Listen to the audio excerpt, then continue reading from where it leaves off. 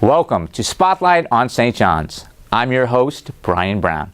St. John's University is a unique Catholic and Vincentian institution of higher education. We are Catholic, we are Vincentian, we are metropolitan, and we are global. Today I had the chance to sit down with Professor James Gagliano, who teaches in St. John's University's College of Professional Studies.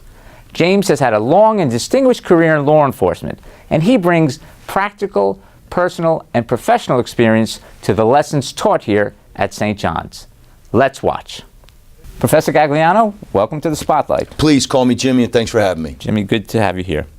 So in the book, Making Jack Falcone, an undercover FBI agent takes down a mafia family. You were described this way by the author Jack Garcia.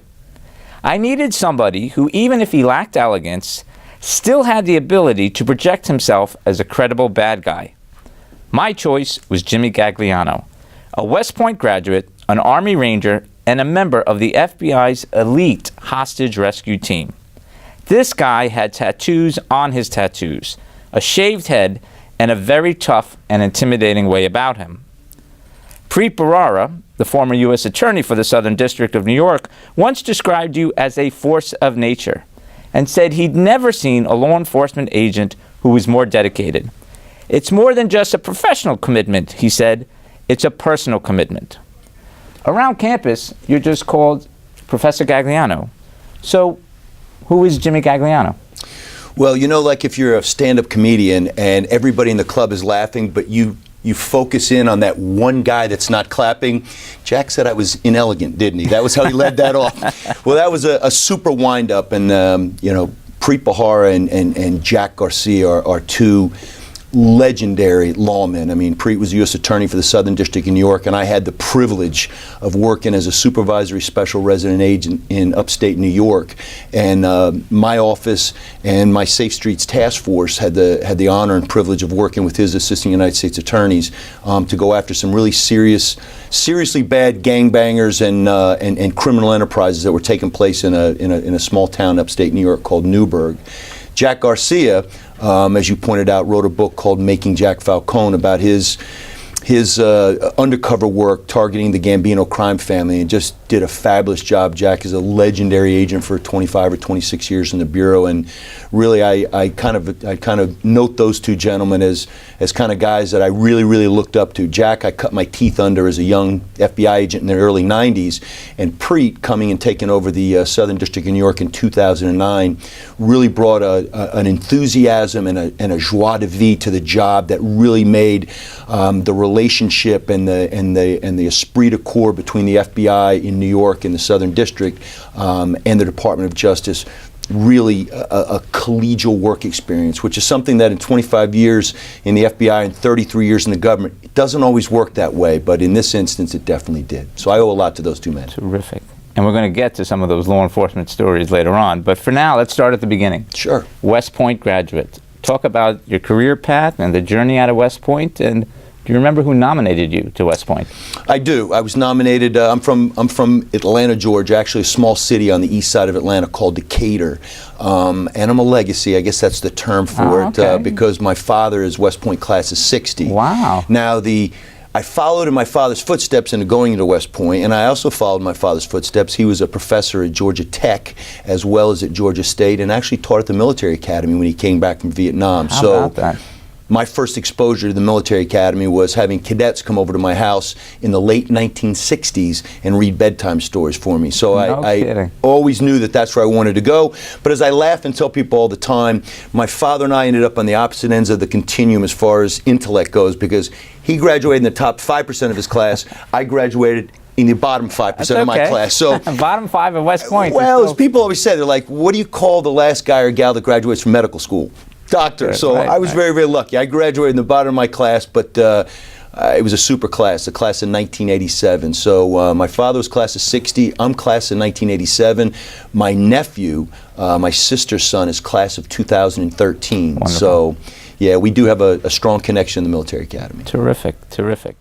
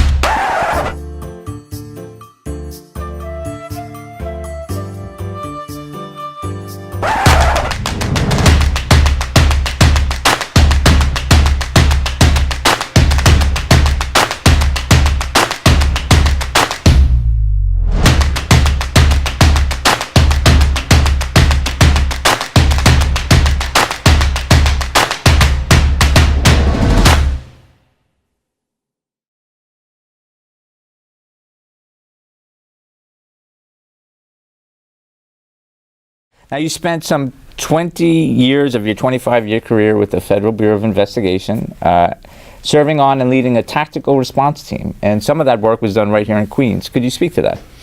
Sure.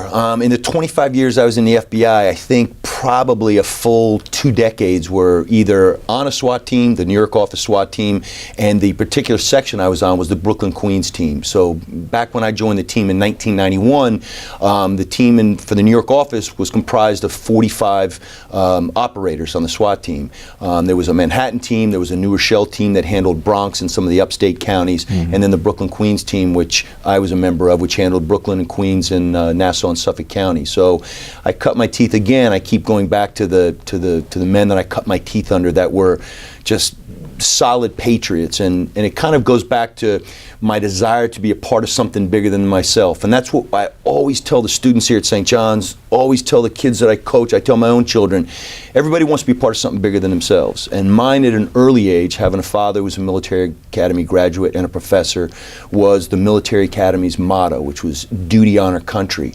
And that really has been it's kind of been my mission throughout my life to try to, I'll never achieve those lofty ideals because man is inherently fallible, but trying to honor duty, honor, and country. You know, sure. Duty, it's what we do. Honor, it's how we do it.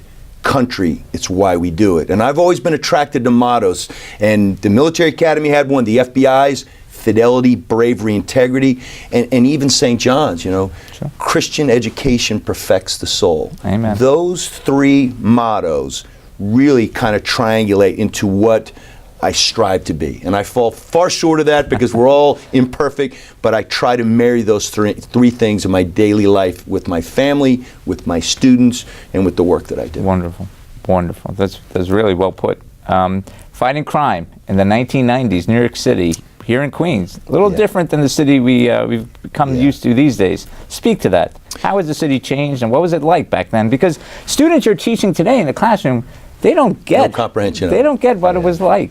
Yeah, well, I always try to talk to my students. Obviously, I teach a number of history classes, and I always try to talk to my students about, you know, George Santayana's famous quote, "Those who forget history are condemned to repeat it." And when I was a brand new, wet behind the ears, probationary special agent that arrived in the Queens office, which was right in Regal Park on Queens Boulevard, sure. 9525 Queens Boulevard. I'll never forget the street address. And when I arrived there in 1991, and again, a kid that grew up in Decatur, Georgia, and New York was a big and bright lights, big city, and I wanted to go to New York City because it's where I wanted to work. You know, we forget. And if you go back to 1991, at the end of that year, I believe New York City suffered 2,245 homicides, which, if it wasn't the worst year homicide-wise, it's one of the two, sure. 91, 92, 90, because we're just coming through the crack wars, and it was a really, really bad time. A city of 8.4 million people, 5 boroughs, 2,245 homicides. It's unheard of today. I mean, last year, the end of 2017, for the first time in a very long time in New York City, there were fewer than 300 homicides. Now, that's a 90%, 89, 90% reduction in homicides. And, you know, we can argue about the mechanics, you know, what actually caused that to happen. I think it's a confluence of a lot of things. I think it was some of the policing methodologies that were used. I think it's, you know, more of an outreach to the community and community policing, which is so important. It's kind of a blending of a number of different things. But the city's come a long way. It's come from a city that had a onerous reputation to the city that a lot of people believe is the safest big city in the world. Right, right. And I always tell students here on campus, if you really understand it, go back and watch some of the movies of that era. You know? Serpico. Exactly, and what the subways look like, and how New York City is depicted. And Warriors. It's far different from what it is today. But you really capture the sense of that. Now I want to talk about your experience up in Newburgh, New York, because that really, I think, is kind of a microcosm in many ways of your career and your approach to law enforcement, and your approach also to mentoring and dealing with troubled youths. Speak to your time up in Newburgh fighting gangs up there. Sure. Well, by the time that I rotated up to Newburgh to actually, my actual assignment was the supervisory senior resident agent over 3 counties, Orange, Dutchess, and Sullivan counties, which for the New York City office of the FBI, remember, New York State is broken up into 3 FBI divisions. Buffalo, which handles obviously the west part of the state, right. Albany, which handles the northern part up to Canada, and then everything south of Albany is handled by the New York City office. So it's in charge of the 5 boroughs, the 2 counties on the island, and then 6 upstate counties, 3 on the west side of the Hudson River and 3 on the east side. So I had 3 counties that I was overseeing. And I had spent years working in Brownsville, Brooklyn, working in Washington Heights, working in the South Bronx, every garden part of the city, working gangs and drugs and organized crime. And it was important to me, and I was connected to it, but there is really a different flavor to law enforcement when you're policing where you live. And Newburgh is a place where I had coached at the Boys and Girls Club there for, upwards of a decade and a half, and I had a real sense of connection to the community. The problem that was going on in the community back in those times, this is in the mid-2000s, was that 2 violent street gangs, the Bloods and the Latin Kings, had pretty much taken over the city and paralyzed it. And Newburgh had become, and again, it's a dubious distinction. Newburgh had become the murder capital for the state of New York. Now, For a very small town, very small, 29,000 people, 4 square miles by 4 square miles up on the Hudson River, maybe 70 miles, 75 miles from the George Washington Bridge. Right. And people didn't realize that because 29,000 people, if you suffered 13, 14, 15 homicides, per capita, that's big. And math is the thing I struggled at West Point, but I do understand per capita. Per capita wise, it was more dangerous than New York City. Wow. So one of the things that we did back then was we adopted what the military had done, which was a surge strategy. So I had some sympathetic bosses.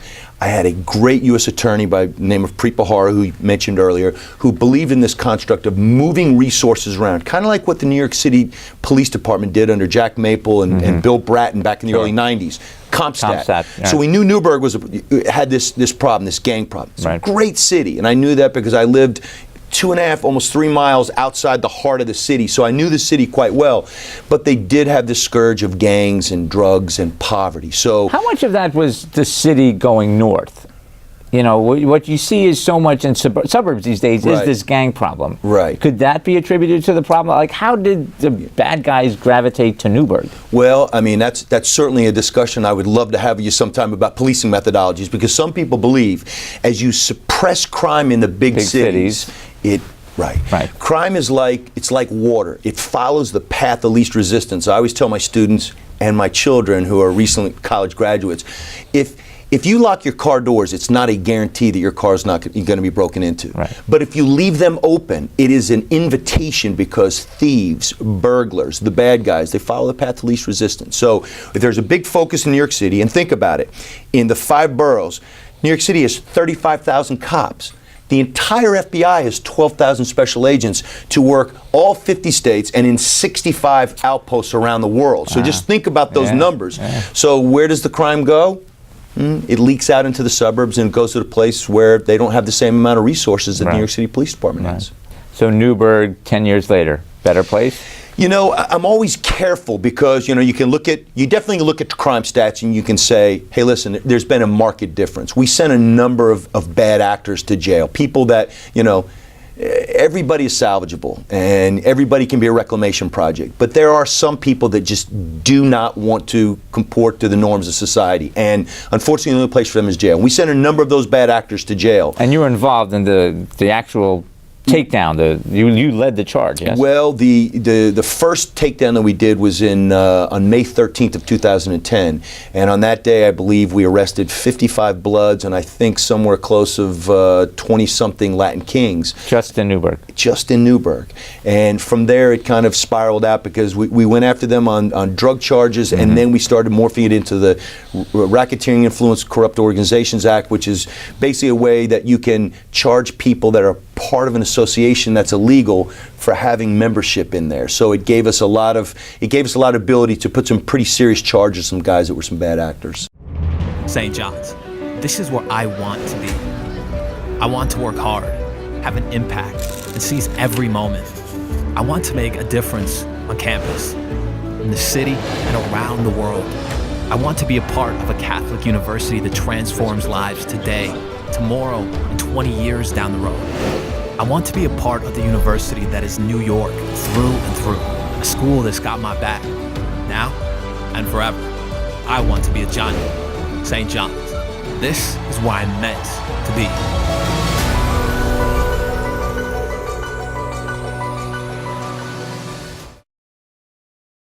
Now, as I understand, the hangar that you used to stage the takedown is now a community rec center. Thriving community center, and I coached there for a number of years after it was converted. What had happened was it's the National Armory, the state armory for the state of New York. And before we did the takedown, we couldn't figure out a way to, if we're going to arrest 78 people, how do you do it in a town that's the size of 4 miles by 4 square miles?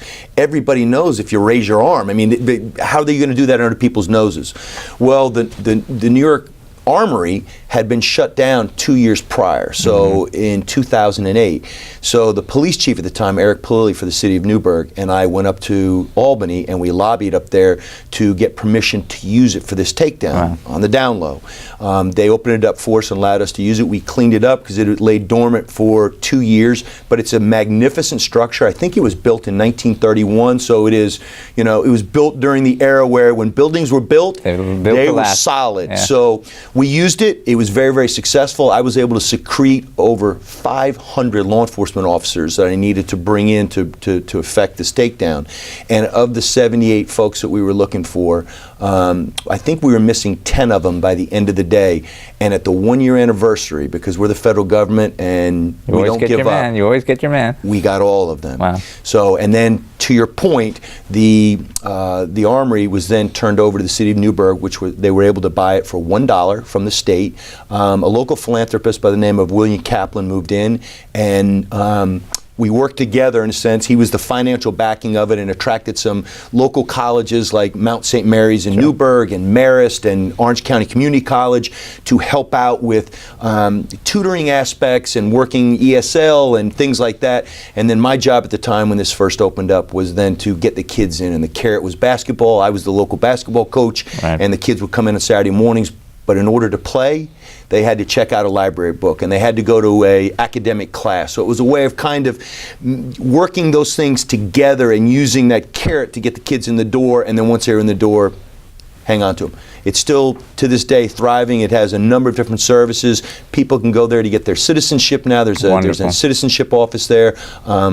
Meals on Wheels, after school program, how to program a computer and laptops, resume writing for older students. So it really is when you think about it, it's come full circle. We used it for very utilitarian need at the time, and now it's so much more. So much more. Wonderful. Absolutely. You still coaching? I don't. I had to give that up, and not that it's just a young man's game, but with still a young man. Yeah, but with timing and everything, I always want to give back. And you know, I live an hour and a half, almost 2 hours sometimes away from St. John's, and my way of connecting with youth now is St. John's afforded me an opportunity nobody else did, which was to allow me in and allow me to work toward my master's while I was teaching, which is really, really a huge vote of confidence and trust in me. And as a result of that, I'm a loyal guy, and I like to travel down here. And those classes, I usually teach 2 classes a semester. What have you taught here? I have taught, let's see, global threats to security on the Homeland Security side, organizational leadership and security concepts on the Homeland Security side. The current course I'm teaching right now is American military history between 1917 and 2003, so essentially World War I to the global war on terror, the Iraq War. It's a lot to cover. It is a lot to cover, and it makes it hard because the students feel like literally you better not miss one class because you've missed 20 years worth of history. So we go through it pretty quickly, but I also in all my classes, it allows me a little bit of time to connect with students and to try to share life experiences with them, and certainly try to fly the flag for the FBI and encourage as many of them as possible that want to go into law enforcement. And then certainly especially in the military history classes, I've got St. John's ROTC students in it. I've got combat vets that take my class that come back, they're in their 30s, some of them in their early 40s. And then I got students that just want to take an elective and do something different. So it really scratches my itch because it gives me an opportunity to connect with a diverse populace of students from different backgrounds and different life experiences. And I really feel I get more out of it from the students than they get out of it from me. That's good to hear.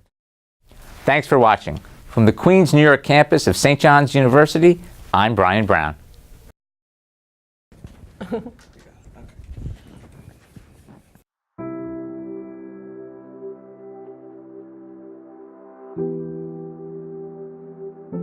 And do I have to get it perfect the whole way through, or? To answer your question, oh, I'm sorry. It's okay. Oh, I looked up. Ready?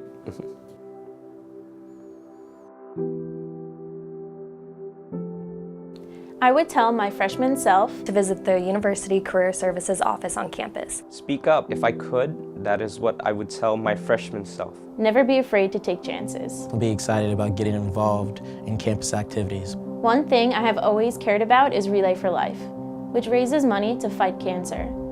Everyone's actually really willing to help out, especially the staff, the faculty. They're all willing to help out in any way because that's what they want to do, to help students achieve their goals and to succeed in their careers.